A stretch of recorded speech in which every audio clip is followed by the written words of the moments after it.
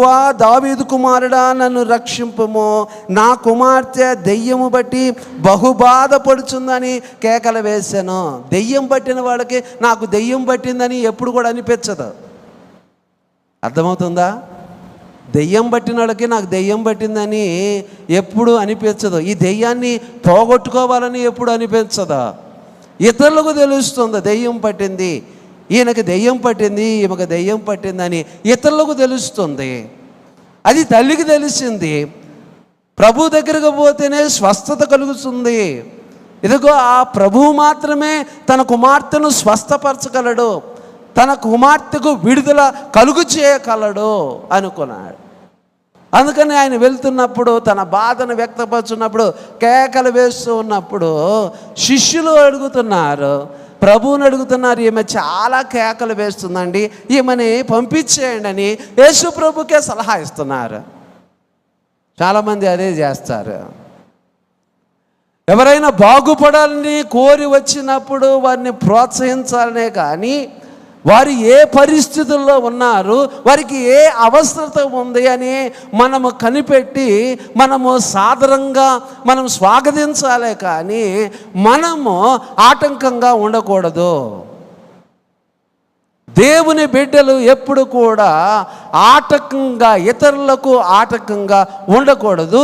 ఇతరులకు మార్గము చూపేటువంటి వారంగా మనం ఉండాలా.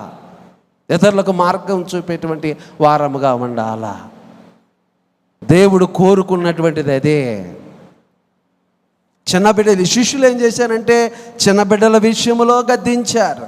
వీరెక్కడికి వస్తే గలబా చేస్తారు, ఆటంకపరుస్తారు అని శిష్యులను కూడా వారు ఆటంకపరిచారు. కానీ యేసు ప్రభు వారిని గద్దించి ఇలాంటి వారిదే పరలోక రాజ్యం అన్నాడు.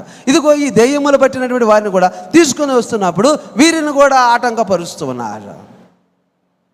ఆ తల్లిని జ్ఞాపకం చేసుకోవటం లేదు, ఆ తల్లి యొక్క బాధను జ్ఞాపకం చేసుకోలేదు. చర్చికి ఎందుకు వస్తారండి? ప్రార్థన చేసుకోవడానికి. చర్చికి ఎందుకు వస్తారండి? మనశ్శాంతిని పొందటానికి. చర్చిని ఎందుకు వస్తారండి? దేవుని దీవెన పొందటానికి. ఎందుకంటే మనము సాధారణమైనటువంటి స్వాగతమును మనం పలకాలి.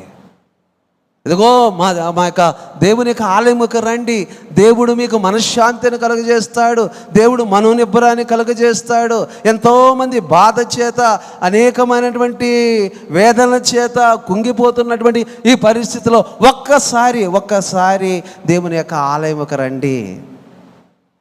నిజమైనటువంటి క్రైస్తవుడు ఏమి చేస్తాడంటే తాను బాగుపడిన తర్వాత, తాను స్వస్థత పడిన తర్వాత, తాను విడుదల పొందినటువంటి తర్వాత ఆ అనుభవంలోనికి ఇతరులను తీసుకుని వస్తాడు.